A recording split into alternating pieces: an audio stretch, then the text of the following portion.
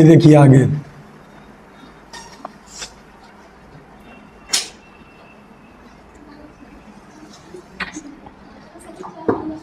EMF पढ़ेंगे आज हम लोग। ईएमएफ का फुल फॉर्म होता है electro motive force, comma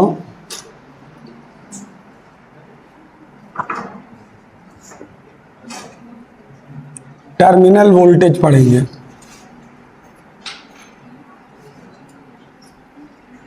comma internal resistance पढ़ेंगे।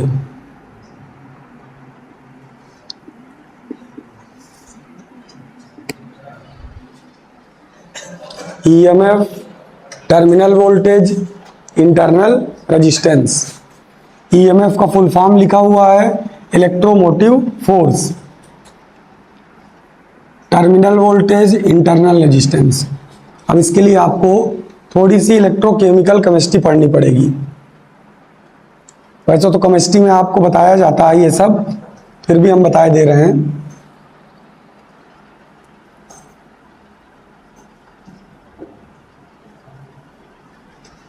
इलेक्ट्रो केमिकल ये केमिस्ट्री की एक ब्रांच है। केमिस्ट्री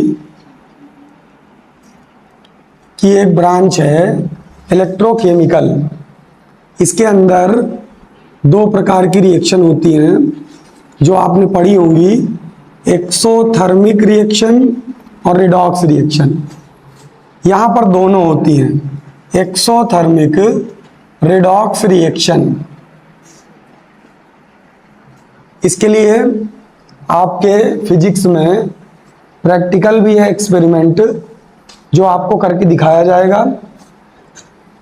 उसके लिए आपको क्या करना होता है, एक चैम्बर लेना है प्लास्टिक का या ग्लास का।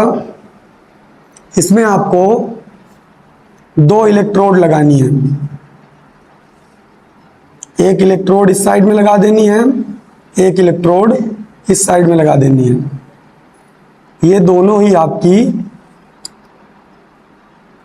इलेक्ट्रोड्स हैं और ये मेटल से बनी होती हैं, अलग अलग मेटल से। इसके अंदर भरा जाता है इलेक्ट्रोलाइट सॉल्यूशन। क्या भरा जाता है, इलेक्ट्रोलाइट सॉल्यूशन। इस इलेक्ट्रोलाइट सॉल्यूशन के अंदर ऐसा क्या होता है कि यहाँ इलेक्ट्रिक करंट का फ्लो होने लगता है। ये जो भरा हुआ है बेटा, इसको कहा जाता है इलेक्ट्रोलाइट सॉल्यूशन।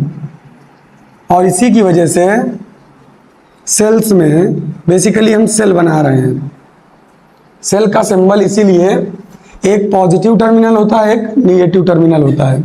जैसे ही आप दो इलेक्ट्रोड लेकर के इलेक्ट्रोलाइट सॉल्यूशन भरोगे किसी प्लास्टिक के चैम्बर के अंदर, तो इसके अंदर होगा क्या, धीरे धीरे अपने आप करके इस इलेक्ट्रोड में पूरी तरीके से निगेटिव चार्ज आ जाता है और दूसरी वाली इलेक्ट्रोड पे पॉजिटिव चार्ज आ जाता है यहाँ पर।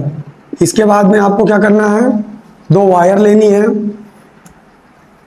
इसको यहाँ से इरेज करके इधर लिख लीजिए, एक्सोथर्मिक रिडॉक्स रिएक्शन। वायर लेना है, वायर के थ्रू आप कोई डिवाइस लगाओगे, उस डिवाइस को ही कहा जाता है बेटा एक्सटर्नल रेजिस्टेंस। जो भी डिवाइस आप लगाओगे, एक्सटर्नल रेजिस्टेंस। सपोज दैट यहाँ हमने बल्ब लगा दिया। क्या लगा दिया, बल्ब।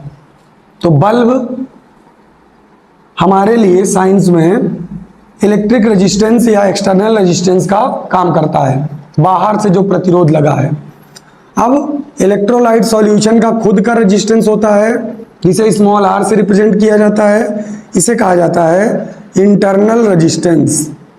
इंटरनल रेजिस्टेंस ये किसके कारण होता है, ये स्वयं इसकी कंसंट्रेशन के कारण होता है। जितना ज़्यादा इलेक्ट्रोलाइट सॉल्यूशन कंसंट्रेट होगा उसका इंटरनल रेजिस्टेंस उतना ही ज़्यादा होगा। अगर इसको हम डाइल्यूट करेंगे तो इंटरनल रेजिस्टेंस धीरे धीरे करके कम किया जा सकता है। तो बेसिकली आपको कॉन्सेप्ट याद रखना है कि इलेक्ट्रोलाइट सॉल्यूशन जितना ज़्यादा कंसंट्रेटेड होगा उतना ही ज़्यादा इसका इंटरनल रेजिस्टेंस होगा। अभी इसकी डिपेंडेंसी भी बताएंगे, उससे पहले आपको यहाँ का प्रोसेस समझना है कि यहाँ इलेक्ट्रिक करंट का फ्लो कैसे होता है। इसको थोड़ी देर के लिए इरेज कर देते हैं यहाँ से, आपकी इलेक्ट्रोड, इसको बाद में दिखा देंगे फिर से। यहाँ पर बेसिकली होता क्या है, इसके अंदर बहुत सारे इलेक्ट्रॉन्स हैं। अब ये इलेक्ट्रॉन्स धीरे धीरे करके एक इलेक्ट्रोड में ऐसे करके एक्यूमुलेट हो जाते हैं, और ये प्रोसेस हमने आपको इलेक्ट्रिक करंट के इसी चैप्टर में स्टार्टिंग में ही बताया है, जब आपको कॉन्सेप्ट पढ़ाया था ड्रिफ्ट वेलोसिटी का। तो बेटा धीरे धीरे करके इलेक्ट्रिक चार्ज, जो आपका निगेटिव चार्ज है, वो इस इलेक्ट्रोड पे इकट्ठा हो जाएगा, और यहाँ से इसकी डायरेक्शन, इलेक्ट्रॉन की डायरेक्शन इस तरीके से चलना स्टार्ट कर देती है। धीरे धीरे करके ये यहाँ आता है और यहाँ से फिर से नीचे चलना स्टार्ट कर देता है। अब नीचे चल करके कॉन्सेप्ट आपने फिजिक्स के पहले चैप्टर में, फर्स्ट पेपर के पहले चैप्टर में आपने बेसिकली पढ़ा क्या है, इलेक्ट्रॉन प्रोटॉन दोनों एक दूसरे को अट्रैक्ट करते हैं, आपने यही तो पढ़ा है। पर यहाँ पर ये थ्योरी गलत हो जाती है। गलत क्यों हो जाती है?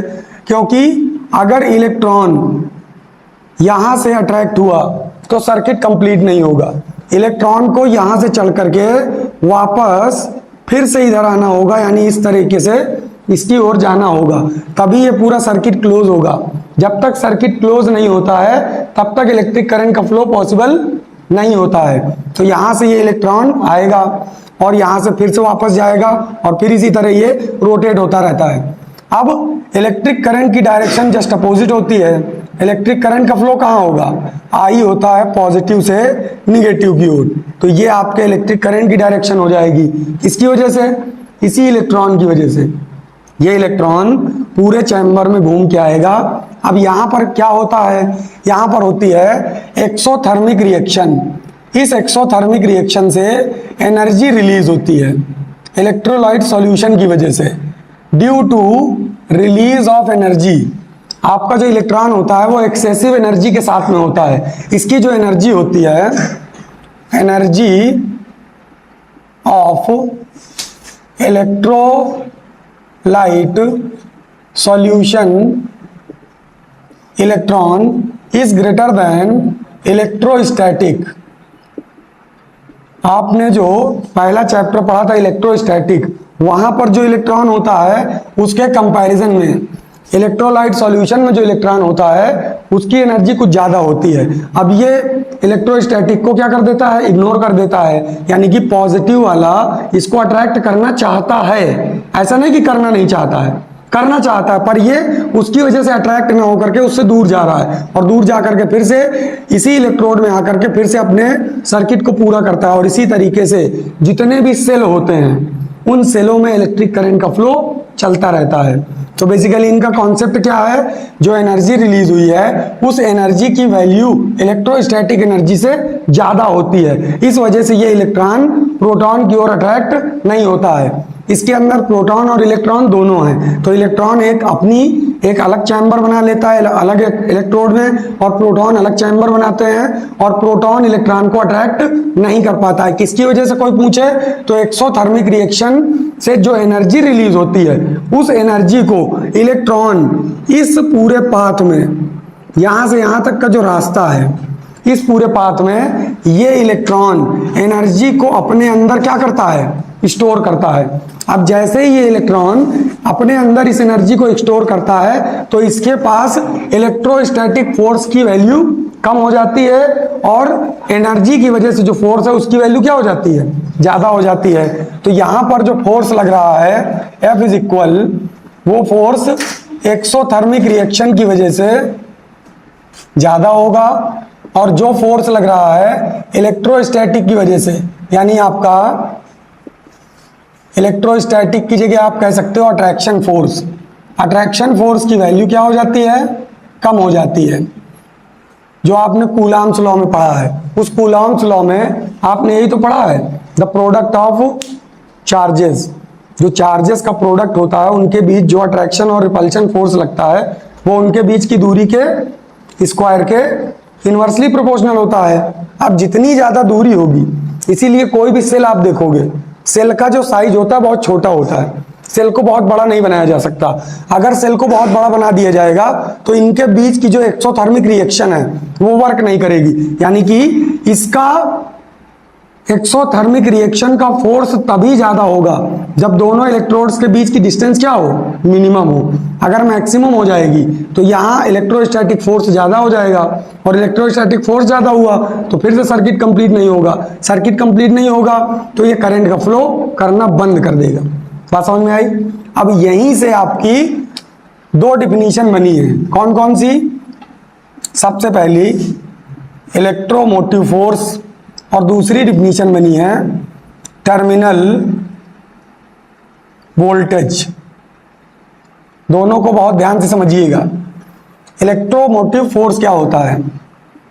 Potential difference, potential difference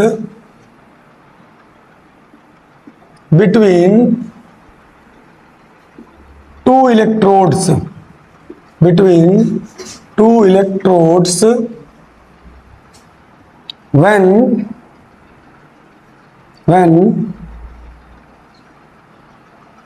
electric current flow, when no electric current flow, no electric current flow, यानी कि आपका जो सर्किट है वो ओपन होना चाहिए, ओपन सर्किट, तब जाकर के इलेक्ट्रोमोटिव फोर्स की डिफिनीशन कंप्लीट होती है। तो इसके लिए अगर हम यहां से इस सर्किट को ऐसे ओपन कर दें और यहां पे की लगा दें, की को कहा जाता है कुंजी। अब ये सर्किट ओपन है, सर्किट ओपन है तो यहाँ पे आपका करंट फ्लो नहीं हो रहा है, करंट फ्लो नहीं होगा सर्किट में, तभी इलेक्ट्रोमोटिव फोर्स की डिफिनीशन वैलिड है। अगर सर्किट क्लोज हो गया तो क्या हो जाएगा बेटा? टर्मिनल वोल्टेज हो जाएगा। अब टर्मिनल वोल्टेज की डिफिनीशन क्या होती है? इसी सर्किट को क्लोज कर दो और डिफिनीशन फिर से बना लो, potential difference, potential difference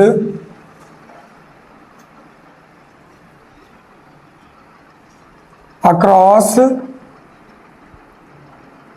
two ends when electric current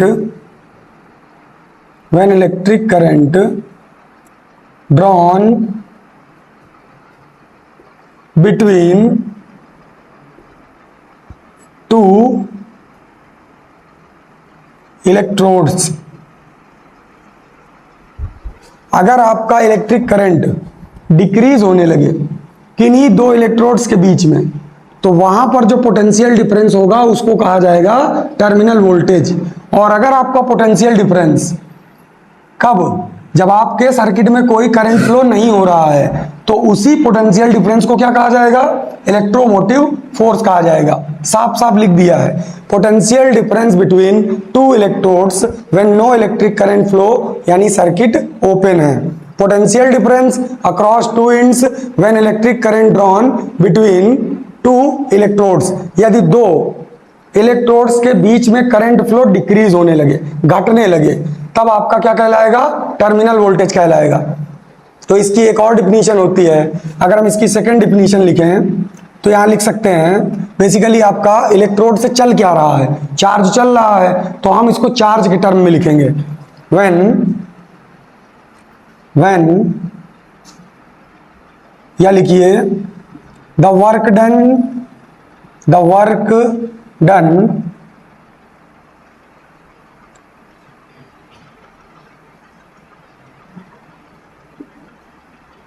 flow of charge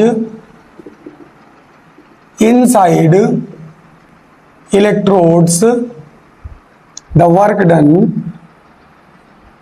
और अच्छी डिफिनीशन बनाइए, the work done per unit flow of charge inside electrodes, it is called electromotive force, electromotive force. यहां full stop लगा दीजिए।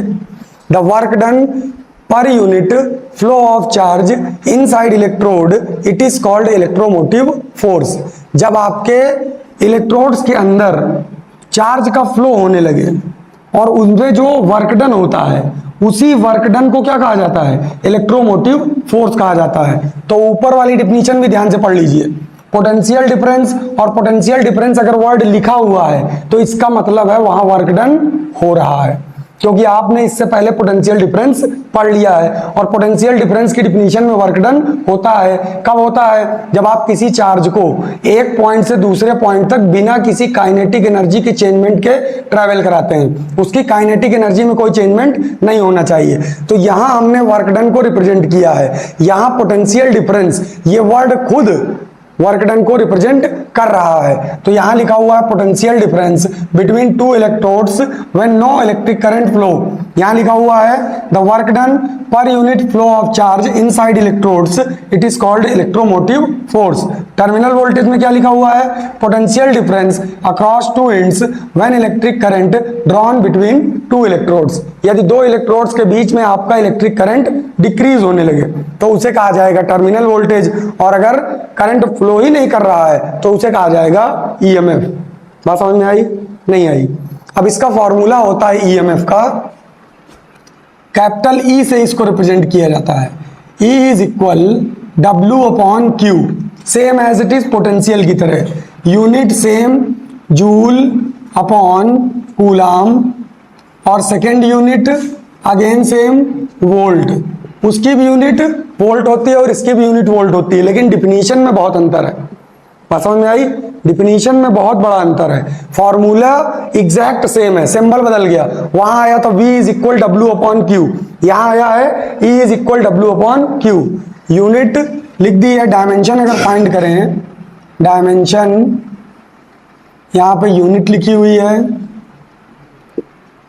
E is equal joule को आप लिखोगे work is equal force into displacement से, जूल आपका equal है Newton into metre, तो यहां आप लिखोगे Newton into metre.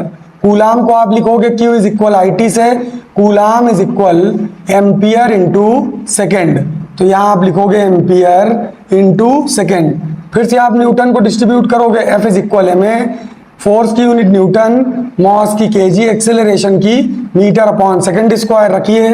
E is equal kilogram metre, एक मीटर पहले से है, अपॉन सेकंड स्क्वायर नीचे जाएगा, इंटू एम्पियर इंटू सेकंड। अब कोई कैंसिल हो नहीं रहा है तो आप क्या लिखोगे भैया?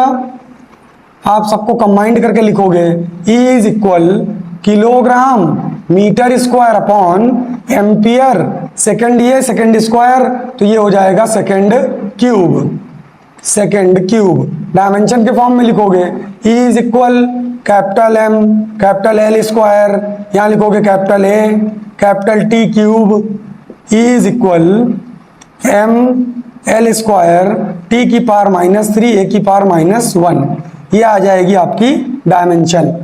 बात समझ में आई? डायमेंशन में कोई चेंजमेंट नहीं, यूनिट में कोई चेंजमेंट नहीं। चेंजमेंट कहाँ है? सिर्फ और सिर्फ डिफिनीशन में। और डिफिनीशन दोनों आप लिख सकते हो, चाहो तो एक साथ लिख दो, चाहो अलग अलग लिख दो। बात समझ में आई? सिंबल क्या होता है इसका? Capital E. इसका सिंबल क्या होता है? वी होता है। टर्मिनल वोल्टेज को वी से रिप्रेजेंट किया जाता है, क्योंकि ये टर्मिनल के बीच में। कहाँ दिखेगा आपको? ये दिखेगा जहां आपका एक्सटर्नल रेजिस्टेंस लगा होगा, जो भी आपकी डिवाइस लगी हो, बल्ब लगा हो, जैसे आप टॉर्च जलाते हो, टॉर्च में क्या लगा होता है? बल्ब लगा होता है। वो बल्ब आपका एक्सटर्नल रेजिस्टेंस का काम करेगा। और इसके वोल्टेज को दो प्रकार से यूज किया जाएगा। कैसे यूज किया जाएगा? सपोज करिए कि आपका जो सेल था उसका वोल्टेज था 12 वोल्ट, कुछ इंटरनल रेजिस्टेंस यूज कर लेगा।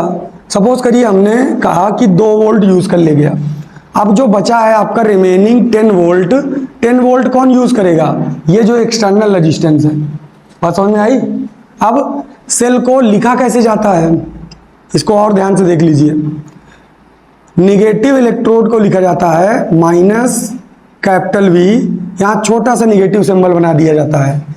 पॉजिटिव इलेक्ट्रोड को कैसे लिखा जाता है? यहां प्लस का सिंबल बना दिया जाता है, बड़ा सा कैपिटल वी, और इसके सामने रख दिया जाता है प्लस वी, छोटा सा। अब इन दोनों के बीच का जो डिफरेंस है वही आपका इलेक्ट्रोमोटिव फोर्स कहलाता है। तो इलेक्ट्रोमोटिव फोर्स कहां से आएगा बेटा? इलेक्ट्रोमोटिव फोर्स आएगा E इज इक्वल, पॉजिटिव वाले को पहले लिखा जाता है प्लस वी, और छोटा यहां से प्लस। अब इन दोनों के बीच का डिफरेंस चाहिए, तो इनके बीच का डिफरेंस कैसे आएगा? माइनस माइनस, और यहां फिर से माइनस, ये माइनस माइनस प्लस हो जाएगा। E is equal V positive plus V negative. अब ध्यान से सुनिए, सपोज करिए इस टर्मिनल के पास, ये जो आपका निगेटिव टर्मिनल है, इसके पास 3 वोल्ट है, और जो पॉजिटिव टर्मिनल है इसके पास 6 वोल्ट है। तो 6 और 3 के बीच का डिफरेंस कितना हुआ? इन दोनों को ऐड करना पड़ेगा, 6 इसका और 3 इसका, क्योंकि दोनों के पास पोटेंशियल अलग अलग होता है। अलग अलग क्यों होता है? क्योंकि इलेक्ट्रॉन जितना पोटेंशियल यहां से लेके जाता है वो सारा का सारा पोटेंशियल किसको दे देता है? इस वाली इलेक्ट्रोड को, जो आपकी कहलाएगी कैथोड। इसको कहा जाता है कैथोड, और ये जो निगेटिव वाली है इसको कहा जाता है एनोड। ये आपकी निगेटिव रॉड है, ये आपकी पॉजिटिव रॉड है। इलेक्ट्रॉन यहां से जितनी एनर्जी लेगा स्टोर करने के बाद, वो यहां से घूम के जा करके पॉजिटिव वाले को देगा, फिर इसके पास ज्यादा एनर्जी होगी, ये फिर से यहां आएगा और फिर घूम के जा करके अपनी एनर्जी फिर इसको देगा, फिर यहां इकट्ठा करेगा, फिर दे देगा, फिर इकट्ठा करेगा, फिर दे देगा। तो हमेशा पॉजिटिव वाले का पोटेंशियल ज्यादा होता है, निगेटिव वाले का पोटेंशियल कम होता है। बात समझ में आई? नोट करिए।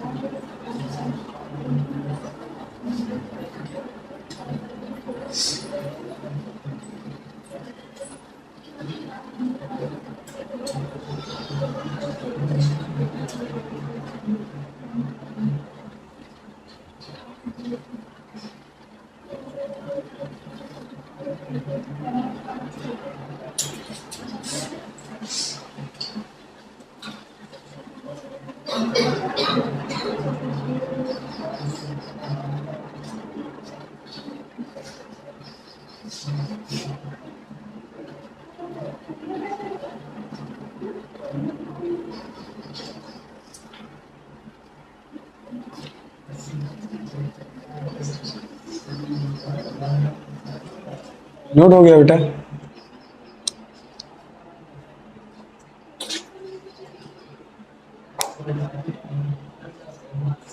आज विवेक नहीं आया।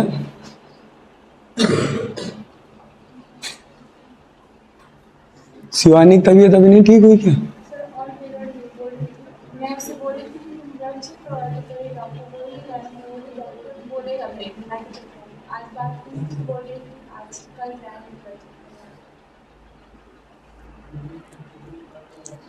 बुखार हो तो कभी ऐसे दवा नहीं खाना चाहिए। अगर 2-3 दिन लगातार आ जाए तो ब्लड चेक कराओ। इसमें बहुत दिक्कत होती है।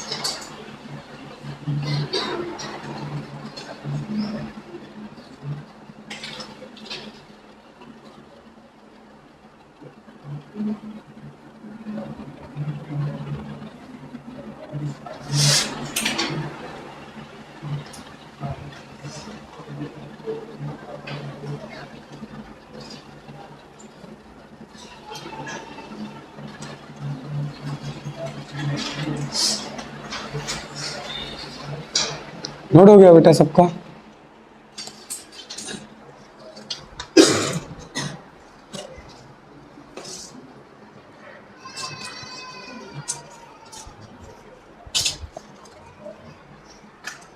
सीरियस कर दे? नहीं, हमको इसकी जरूरत है।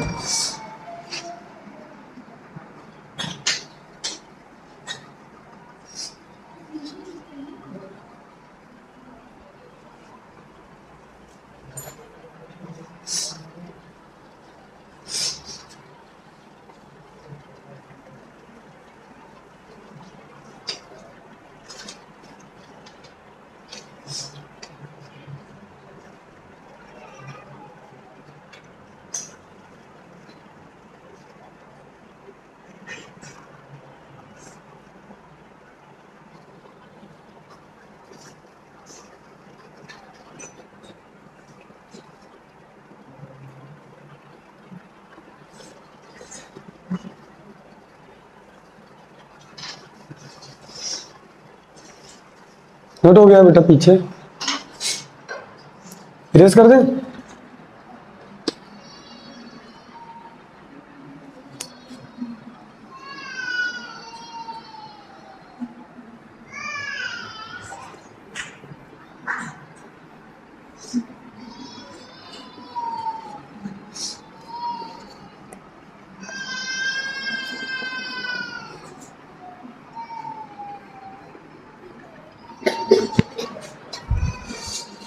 अब ये जो डायग्राम आपके सामने बना है, इसी से एक फॉर्मूला फाइंड किया गया है, V is equal E minus I R. ये फॉर्मूला हमें प्रूफ करना है। करने को तो हम बहुत छोटे से प्लेस में कर सकते हैं, लेकिन आप लॉन्ग मेथड समझिए फिर शॉर्ट मेथड समझिएगा। सबसे पहले इस पूरे सर्किट का टोटल वर्क डन को बराबर करेंगे इनसाइड वर्क डन और एक्सटर्नल वर्क डन। हमारा वर्क डन दो प्लेस पे हो रहा है, एक ड्यू टू इंटरनल रेजिस्टेंस और एक ड्यू टू एक्सटर्नल रेजिस्टेंस। यहां पे लिखिए total work done is equal total work done of cell is equal work done inside, या पहले आउटसाइड लिख लीजिए, outside plus work done inside, ये लिख लिया आपने। अब टोटल वर्क डन क्या है बेटा, W, आउटसाइड वर्क डन लिखा हुआ है outside plus inside work done inside. आप यहां ब्रैकेट में इंडिकेट करेंगे टोटल वर्क डन होगा सेल की वजह से E is equal W upon Q। बात समझ में आई? E is equal W upon Q, तो W इज इक्वल क्या हो जाएगा बेटा, E इंटू Q। फिर आप निकालेंगे outside work done. Outside work done क्या आएगा, एक्सटर्नल रेजिस्टेंस की वजह से, जहां पर क्या यूज हो रहा है आपका, टर्मिनल वोल्टेज यूज हो रहा है, और टर्मिनल वोल्टेज को हमने किस सिंबल से रिप्रेजेंट किया था, V से।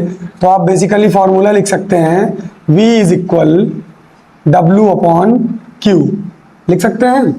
तो यहाँ वर्क डन आएगा आउटसाइड का W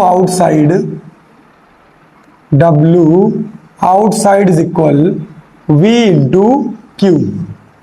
बात समझ में आई? ये आपका टोटल वर्क डन, ये आपका आउटसाइड वर्क डन। अब आपका इनसाइड वर्क डन बचा। इनसाइड वर्क डन किसकी वजह से हो रहा है, इंटरनल रेजिस्टेंस की वजह से हो रहा है। इंटरनल रेजिस्टेंस की वजह से जो वर्क डन हो रहा है उसको रिप्रेजेंट कर दीजिए V डैश से। V dash is equal W inside divide by Q, तो W इनसाइड हो जाएगा V डैश इंटू Q। इन सब की वैल्यू उठा करके यहां पे आपको पुट करना है। ये W आप यहां पे रखोगे, W आउटसाइड यहां पे रखोगे, W इनसाइड यहां पे रखोगे। तो इसकी प्लेस पे हम लिखेंगे E इंटू Q, यहां लिखेंगे हम V into Q plus V dash into Q। अब देखिए आप, यहां पे भी Q कॉमन है, यहां पे भी Q कॉमन है, यहां पे भी Q कॉमन है।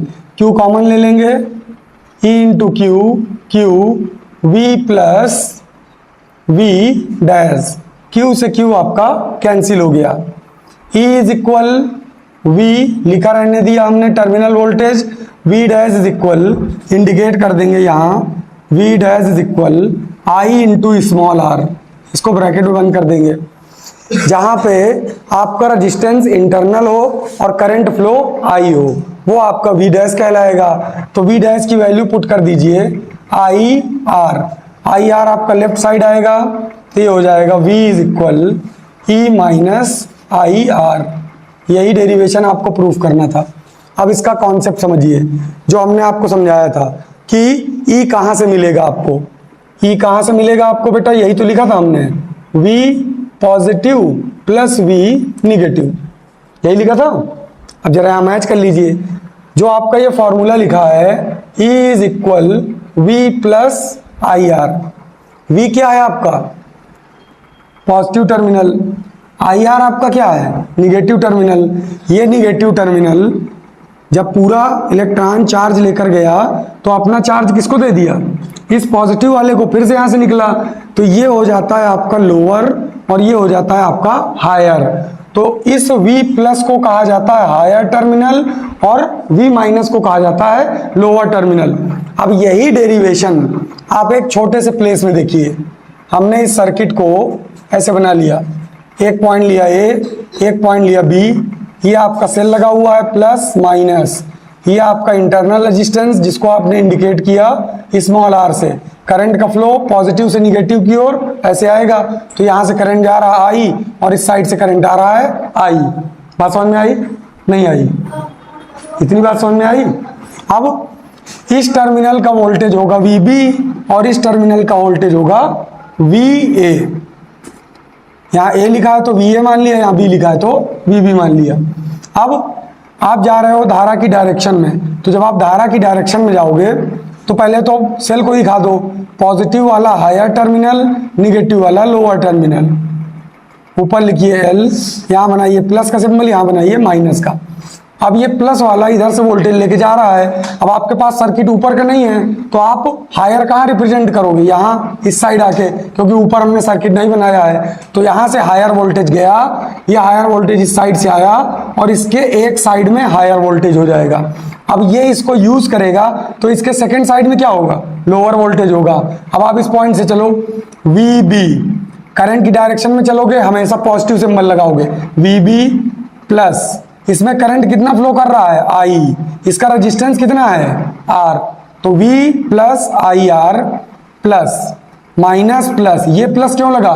क्योंकि आपके लास्ट में सेल के टर्मिनल कौन सा आ रहा है? प्लस टर्मिनल आ रहा है। और इसका इलेक्ट्रोमोटिव फोर्स कितना है? हम किस सेल की बात कर रहे हैं? ये जो आपके सामने बना हुआ है, इसी का छोटा सा डायग्राम हमने वहां बनाया। इसका इलेक्ट्रोमोटिव फोर्स कितना है? E, तो आप यहां दिखाओगे इस E का वोल्टेज है E, आपने यहां लिख दिया E इज इक्वल, आपका लास्ट पॉइंट है VA इज इक्वल VA, बराबर कर दिया। अब ये VB जाएगा उस साइड में, तो ये हो जाएगा IR plus E is equal VA minus VB। अब आपने VA माइनस VB को क्या लिखा था? डेल्टा V ही तो लिखा था, VA माइनस VB। इसकी प्लेस पे ये लिखेंगे तो ये आ जाएगा delta V is equal E plus IR। आया नहीं आया?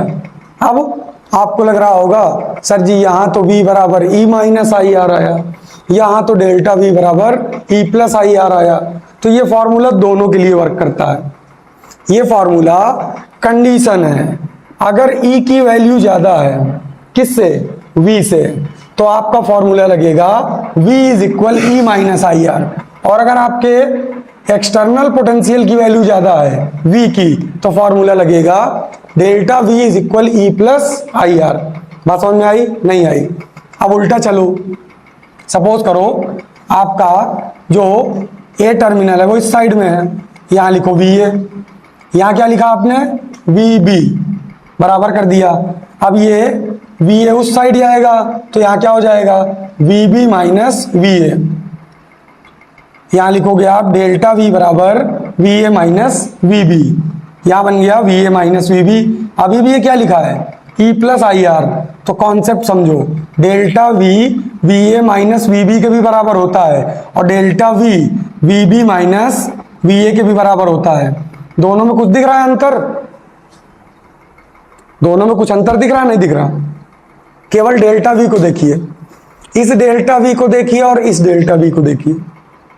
इसमें A पॉजिटिव है, इसमें B निगेटिव है, इसमें B पॉजिटिव है, इसमें A निगेटिव है। इसका मतलब है B के पास पोटेंशियल ज्यादा है, A के पास कम है। इसका मतलब है A के पास पोटेंशियल ज्यादा है, B के पास कम है। तो कंडीशन हो गई, जब A के पास ज्यादा होगा तो फॉर्मूला बदल जाएगा, जब B के पास ज्यादा होगा फिर फॉर्मूला बदल जाएगा।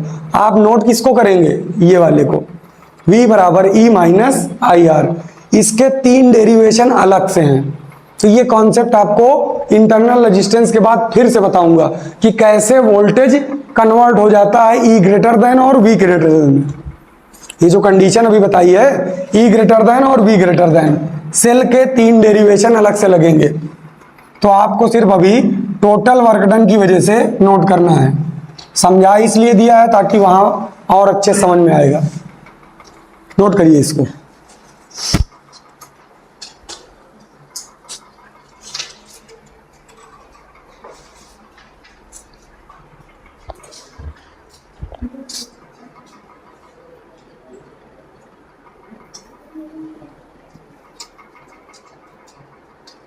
ब्लर हो गया तो क्या? ब्लर हो गया तो क्या? ब्लर था जब मैंने देखा था।